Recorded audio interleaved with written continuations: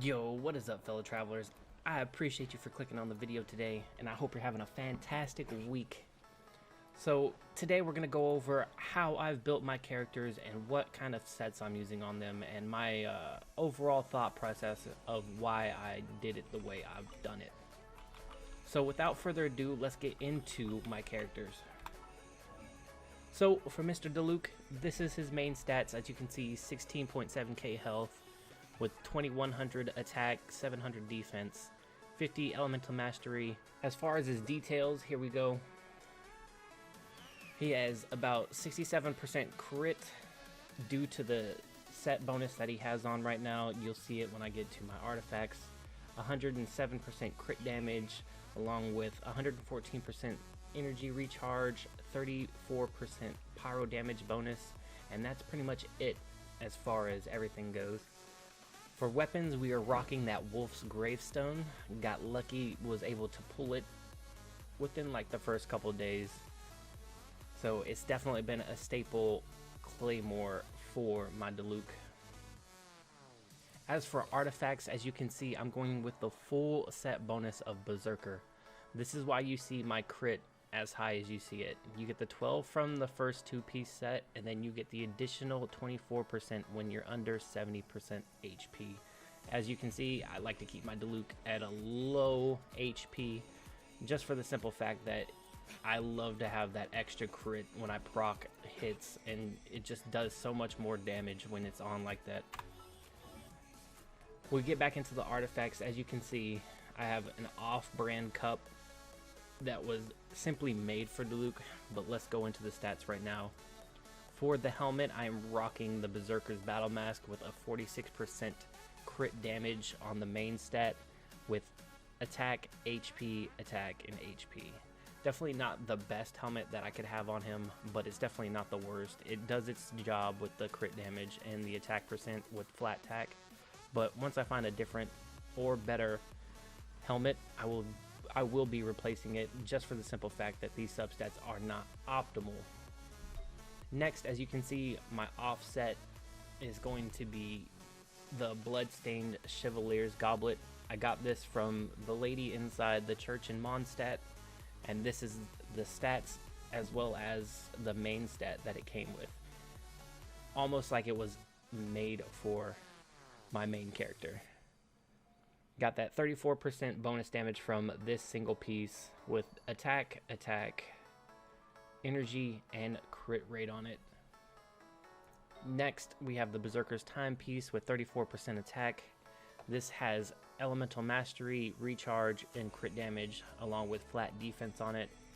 Again, another piece that I'm looking to switch out, just for the simple fact that the substats aren't optimized, and I will be looking to switch from this set once I start moving into the Crimson Witch farming area. As for the plume, I have the Berserker's Indigo Feather, flat HP, 4.7% crit, 4.2% attack, and 19 elemental mastery. And finally, we have the Berserker's Rose with flat attack, crit rate, attack percent, and flat defense. Not the best substats, not the best at all, but I work with it and it does wonders. Usually when I have another fire character in the lineup, whether it be Klee, Zhongli, or Amber, his attack goes up by that 25% bonus, and he's usually sitting around 2400 at that point. Next, we got the Assist God Vindy. As you see, his main stats, we got 13,000 HP with 700 attack, 600 defense, 370 elemental mastery, and let's dive into the details. After that, we have 18% crit. I'm not really building crit on him or crit damage, just got those out of substats. Elemental, or the energy recharge though, close to 200%. These two combined together just make Venti an absolute monster when it comes to support. The energy recharge, he's going to be getting all of his skills back super fast, and his elemental mastery, he's just going to be pumping out damage with his elemental burst and you're switching over and imbuing elements into it. Other than that, there's nothing much else in here. I haven't been working too much on Venti. As you see, for the main bow, nothing special, just rust. What I could put on him, what makes sense. But once I get a better bow for him, like stringless or something like that, just to help out with more support, that's what I'm going to be switching to. As for the artifact sets, I'm going with the dual set bonus. One is Exile, the other one is Scholar. Both have energy recharge on them. And then my off piece right here, a Gladiator's Longing. As you can see, this is where the bulk of his elemental mastery is going to be coming from, is this piece right here, and as well I believe on his cup. But his best stat on this is the 17% energy recharge right here. This is what made me keep this piece, because the other two stats are not worth it and the crit is very low. But this energy recharge just helps so much with getting all of his skills off of cooldown. We'll go to the Exile Circlet. This is what I have on for the helmet. 34% attack, 3% crit, 23 attack, 8.8% energy recharge, and a little bit of health. Not that it's a wasted stat, but definitely would like to see something else right here, like Elemental Mastery. And then here is the second one where the other majority is coming from for the Elemental Mastery. 139 on the base. Then we've got Defense, HP. None of these are good if you want to have like an attack Venti or a main DPS Venti, but this works because I'm working on him as a support to my Diluc.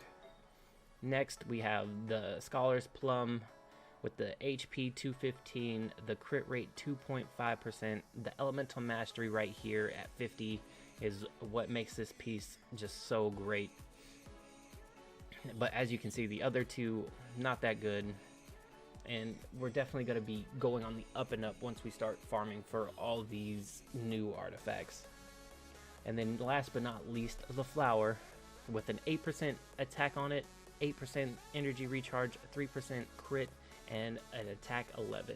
If I can get another piece that is similar to this, if not better as a 5-star, I will definitely be swapping it out, because these are great stats to keep on them as a support.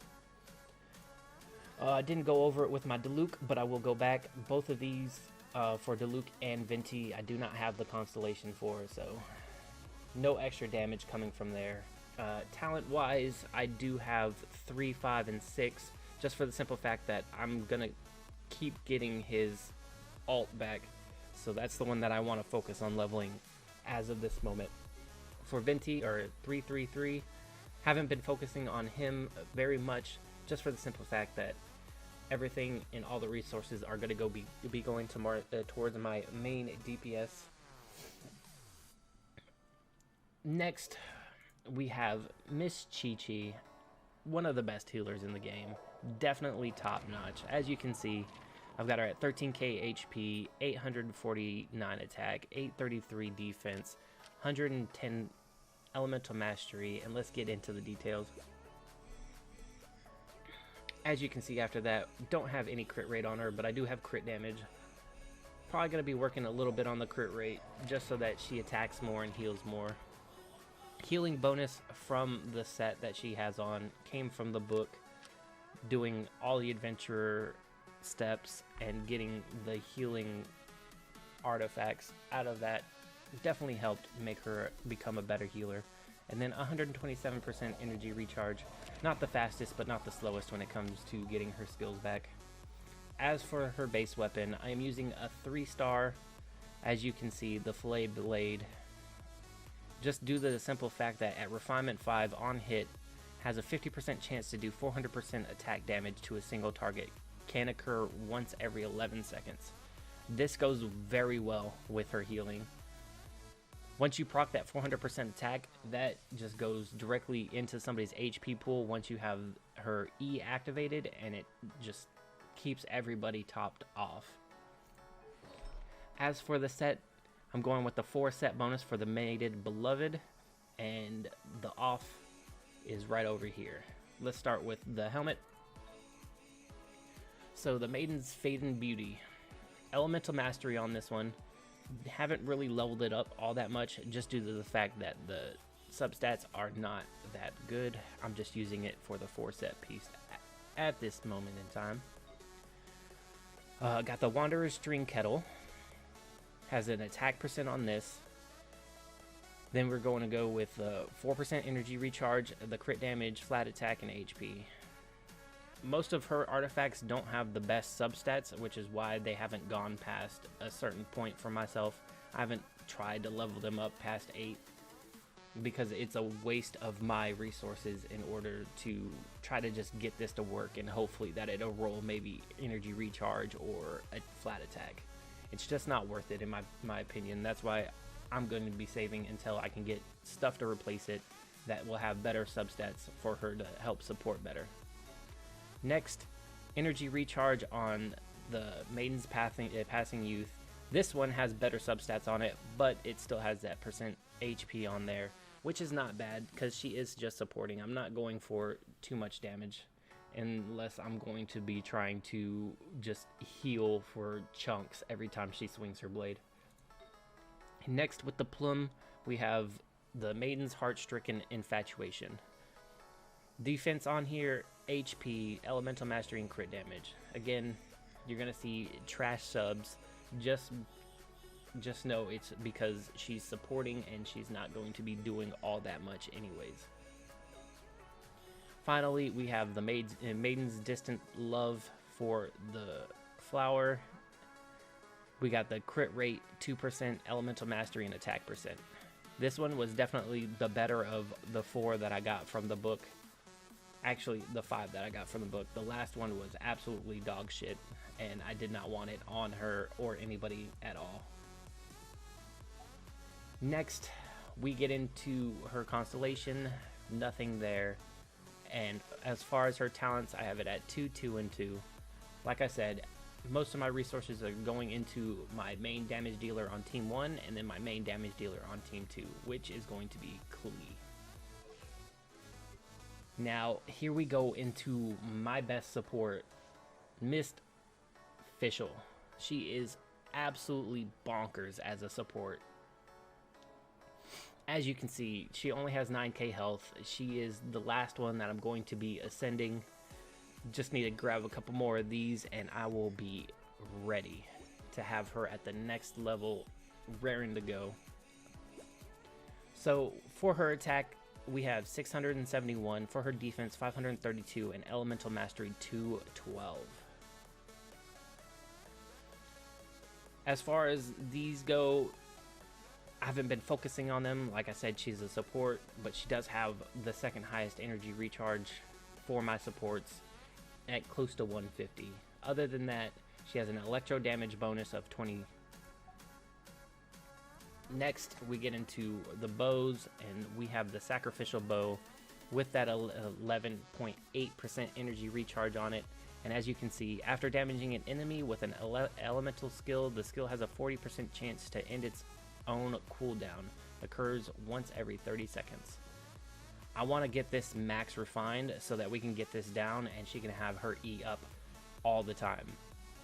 Because even with 30 seconds, that thing is back. It is like a snap of the finger and that thing is ready to go again. So if you have a Sacrificial Bow and you're using it on somebody, if you're not using it on somebody, I suggest putting it on your support archer. Definitely one of the best weapons that I've found so far for archers that are supporting. As you can see with my artifacts, I'm going with a 2-set bonus. Here I have the Instructor with the 80 Mastery on it and the Braveheart with an 18% attack on there. As for my helmet, it's the Instructor's Cap. Definitely the most doo-doo substats you're going to see are going to be on my supports. 100% not focused on farming any artifacts right now, but if I do come across a good one every now and then, I will level it up and I will be switching it out with a lot of their broken sets or a lot of their sets that have bad substats and I want to just increase stuff. Next, we got the Goblet. It has the electro damage bonus on it with the elemental mastery of 19 and the attack of 3%. We got the Berserker's Timepiece with the energy recharge of 24%, crit rate on here, and then 2 defensive stats going into the HP and defense. Next, with the Plum, we have 8% attack, 17 to elemental mastery, 5% to defense, and 7.8% to energy recharge. This is probably one of her better artifacts that I'm going to be working on, just for the simple fact that it has rolled into the attack and into the energy recharge, as well as once into the defense. This is by far her best piece, but it's only a 3-star and it's maxed, so it can't go up any higher. I will be looking heavily for similar stats, just in a higher tier of star. Next, we have our Constellation. As you can see, I was lucky on the Venti banner and I was able to max Constellation her, and it is probably the best thing about her when it comes to her being a support. The first one that you unlock, when Oz is not present on the combat, he is still watching over Fischl through his Raven Eye. When Fischl's attacks an enemy, Oz fires a joint attack dealing 22% of the attack damage. So what that looks like is when you switch over to Fischl, she'll have a little ball above her right shoulder that fires every now and then and does 22% of your attack. It's very nice, helps with extra DPS. Next on the Constellation, Devour All Sins. When Knight Rider is used, it deals an additional 200% attack as damage, and its AoE is increased by 50%. Knight Rider is her E, so when you put it out, that AoE damage is monstrous. He comes out, it does a dome-like wave, and it just hits everybody in the vicinity, as long as they're within 10 to 20 feet of the character dropping it. Next, it increases Knight Rider by 3 levels, helping you out with that damage so that you don't have to talent farm it too much. Next, when Midnight Phantasmagoria is used, it deals 222% attack as electro damage to surrounding enemies. When the skill duration ends, Fischl regenerates 20% of her HP. This is very clutch. When she uses her ult and it ends, if you had her at a certain point in her HP where she needed to survive, that extra 20% helps keep her alive. Next after that is another level up, but this time to her ult, and then after that, Evernight Raven. It increases the duration of Oz's summoning by 2 seconds. Additionally, Oz attacks with the current character that is present, dealing 30% of Fischl's attack as electro damage. This one right here requires her to have a lot of attack, which I do not have on there right now, but when I start switching out a lot of these artifacts on her that aren't as well, I will be focusing on attack substats on her so that she can do more damage while she's off the field and while another character is on the field.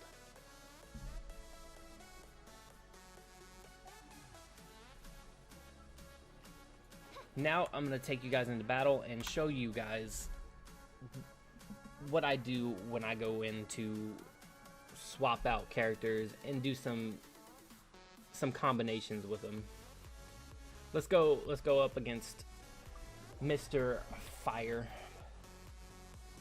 And since that we're going to be going up against the Fire Regivine, I'm going to be switching out Chi-Chi for Barbara, just due to the fact that water melts fire more than it does with ice.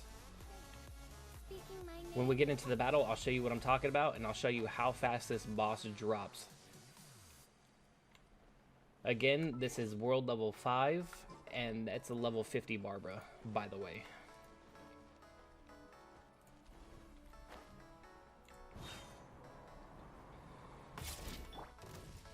As we can see, the Pyro Regivine with a level 50 Barbara, it is melting that just because water versus fire is just so good. Now, from here, I'll switch over to Venti, use his ult, switch back to Barbara, keep it so that it turns into a water, so that I can vaporize.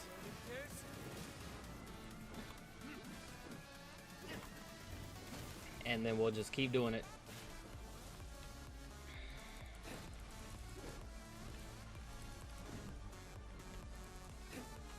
He's gonna drop. He's gonna drop his face. We're gonna attack the mask, and as you can see, it's already below half with Barbara. And he's down again. Now we're gonna switch to Fischl. We're gonna drop Oz.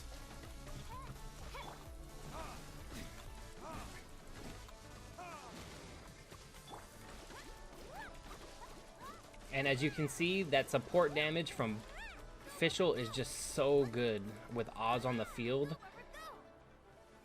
Even with the level 50 Barbara, we're doing mad damage to this Regis Vine. And as you can see, a lot of this also comes down to mechanics with the invincibility frame that I'm using just to get her out of the way of some more damage. Unlike with some heroes, they'll get one shot because you let them get killed. But once you start learning how to do the invincibility frame, bosses and monsters just become so much easier. And then we're gonna drop Fischl here for some more damage. And I didn't even really need to show you like Diluc. All my supports, they do damage. Like even with how they're built, they do damage because of how well they synergize together.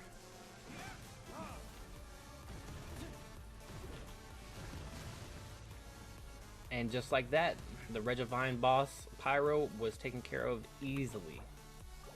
Let's see what we get. No 5 stars, but hey, next time. Well, I appreciate you guys for watching the video. If you haven't already, like the video down below, as well as subscribe to stay up to date with more content coming your way. I hope that this showcase of how I do my characters gives you some sort of ideas how you want to build yours.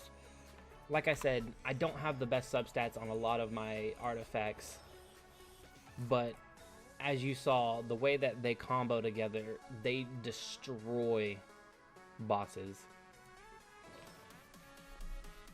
Even with Barbara, I didn't even show you Barbara, but she's level 50 and she's on blue artifacts that aren't past 4.